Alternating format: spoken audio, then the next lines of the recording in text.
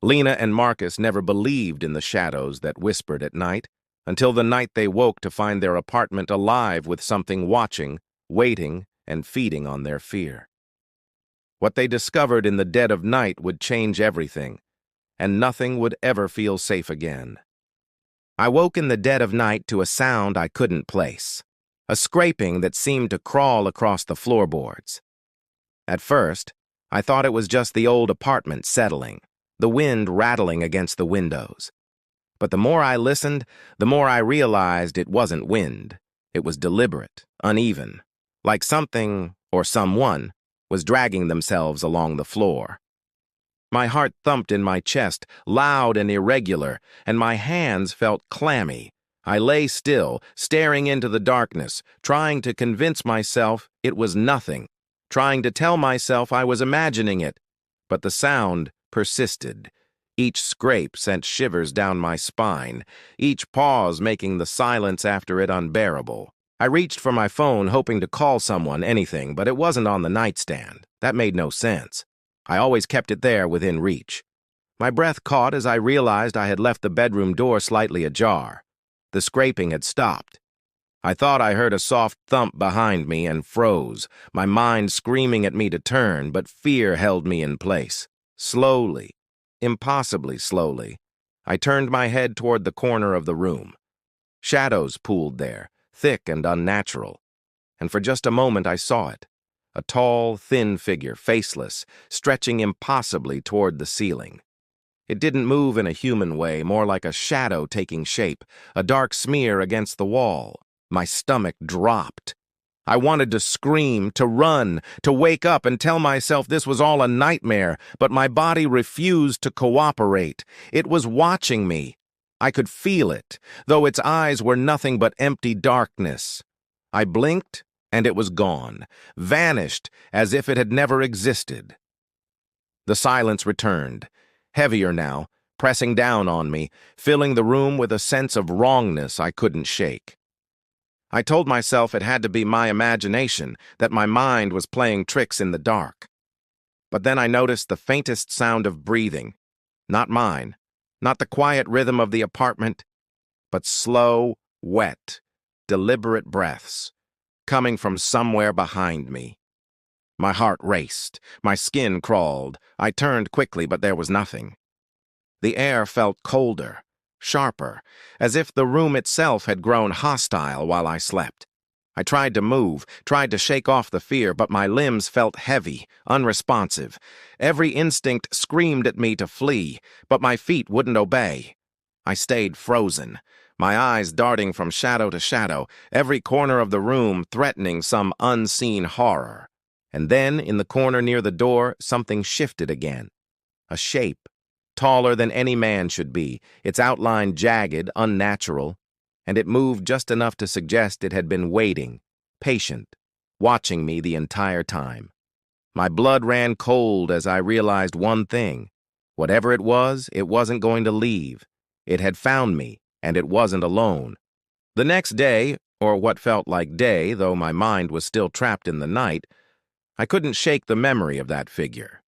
Every corner of the apartment felt wrong. Every shadow seemed to twist when I wasn't looking directly at it. I tried to convince myself I had imagined it, that it was a trick of the darkness, but the feeling of being watched didn't leave. Even in the bright light of the morning, the apartment felt heavier, thicker, like the air itself had weight. I moved from room to room, checking every door, every closet, every inch of floor and ceiling, but there was no one there. Still, the sense of presence lingered, as if the walls themselves were breathing. My reflection in the bathroom mirror startled me.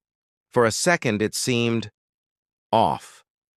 My eyes looked darker, hollow almost, and for a moment I thought I saw a shadow behind me that didn't belong. I spun around, but nothing was there. The silence pressed down on me, broken only by the faint hum of the refrigerator. I tried to eat, tried to drink, but even food tasted metallic, sour, wrong. Then I noticed the smell, faint at first, barely there, like wet iron and decay, but unmistakable. It clung to the corners of the apartment, followed me from room to room, a constant reminder that I was not alone. When I looked back at the walls, I saw them. Scratches, thin and jagged, etched into the paint in patterns that made no sense. Some were tall, some short, all deliberate. I didn't remember making them, didn't remember noticing them yesterday. I backed away slowly, my breath quickening. I couldn't explain it, and I didn't want to. My hands shook as I traced one of the marks, feeling the rawness under my fingertips, and realized the scratches formed a symbol, a circle with jagged lines piercing it, sharp, unnatural. A chill ran down my spine, and then I heard it, a soft, wet sound, like something breathing close to the floor. My head snapped toward the noise. Nothing. But the air was colder, icy now, and my skin prickled as if 1,000 tiny fingers were crawling over me. I tried to ignore it, tried to tell myself it was nothing, but the sense of being watched intensified. Every step I took echoed too loudly. Each movement felt observed, calculated. I could feel it in my chest, a heavy pressure, a presence pressing against my ribs, watching, waiting. And as I turned toward the living room, I froze. A shadow moved across the floor in a way that defied logic, sliding and stretching toward me. I wanted to run, but my legs refused to obey. My pulse thundered in my ears. I noticed something on the couch, a dark, wet stain that hadn't been there before, spreading slowly, almost deliberately. I stared at it, heart hammering, and realized with a sinking, hollow feeling that it resembled a handprint, though no one could have been there. My breath caught. I backed away, desperate, and the symbol on the wall seemed to pulse faintly, almost alive, as if it had been waiting for me to see it. Then the air shifted again, and I heard it. A slow, deliberate exhale, wet, close, behind me. But when I turned, nothing was there, just the oppressive darkness of the corners, waiting. I stopped sleeping altogether. The nights stretched endlessly, like they had no beginning and no end, and the shadows grew thicker, darker, more suffocating with each passing hour. Every little sound, the hum of the fridge, the creak of a floorboard, the faintest whisper of wind outside, felt magnified, threatening, like a predator circling closer. I tried to convince myself it was exhaustion, paranoia, something my mind was creating, but deep down I knew better. The apartment itself seemed alive now, responding to me. The walls pulsed in the corners of my vision, moving slightly when I wasn't looking directly at them, and I could swear I felt a presence just behind me whenever I turned around. I set up my camera in the living room, hoping to capture evidence, to prove to myself that I wasn't losing my mind. But when I checked the footage, it only showed darkness. At first I thought the camera had malfunctioned, but then I saw it. Movement, subtle and fleeting, a shadow crossing the frame so fast I could barely process it. I froze, staring at the screen. And that's when I noticed something worse. My reflection. Not my reflection as I knew it, but a version of me that moved independently, grinning faintly, the smile wrong and cruel, eyes darker than my own. My stomach dropped, and my hands shook so violently I could barely breathe. I tried to look away, but I couldn't. It felt like my own body was refusing to separate itself from the mirror image. Panic clawed at my chest, and I stumbled back, tripping over the rug in the living room. My pulse thundered, and I pressed my hands to my ears, hoping the noises in my head would stop. That's when I noticed the footprints. Wet, jagged, human-shaped, but not human at all, leading up to where I had been lying moments before. I hadn't seen anyone enter, but they were there, forming a path across the floor, approaching me, and then stopping, as if waiting. I realized the air had grown heavier, colder, filled with that metallic, damp smell again, stronger than before. I could feel it pressing against my chest, like invisible fingers holding me down. I wanted to leave, to run out into the street, but my body refused to obey.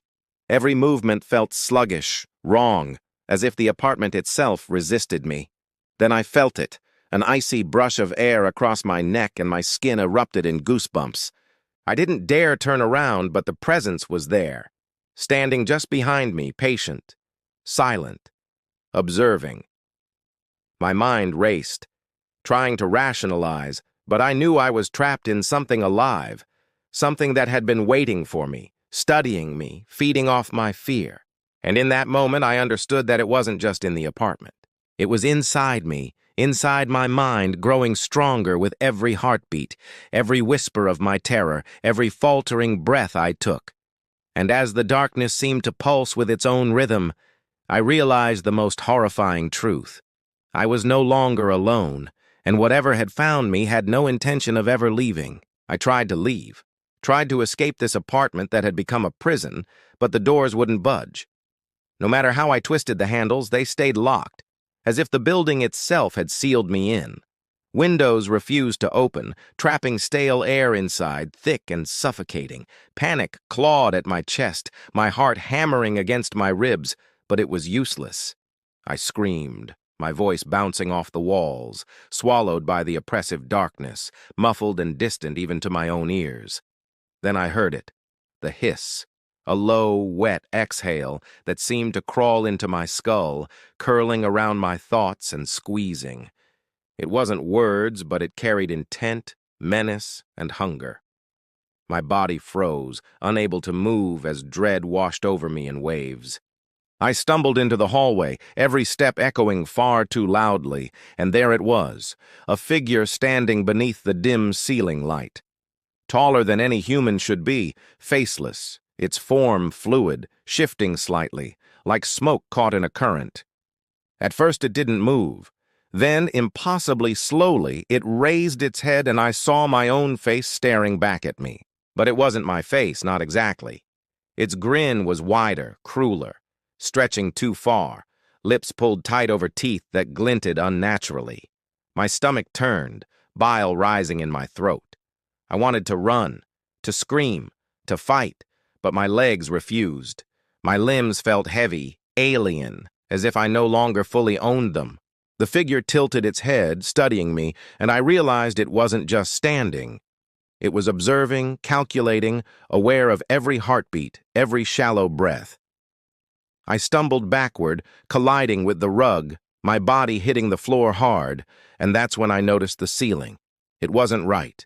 It bent, twisted, drooping toward me like a living thing, breathing, alive with intent. The walls shifted imperceptibly, the corners folding in on themselves, reshaping the room into a cage. I pressed myself against the floor, trying to disappear, but the presence pressed down on me, heavier now, like water dragging me under. Wet, hollow laughter echoed around me, filling the apartment with a sound that was both everywhere and nowhere. I squeezed my eyes shut, trying to block it out, but when I opened them, I was back in my bedroom, or at least I thought I was. Across from me, in the darkness, the figure sat perfectly still, its elongated limbs folded unnaturally, watching, patient.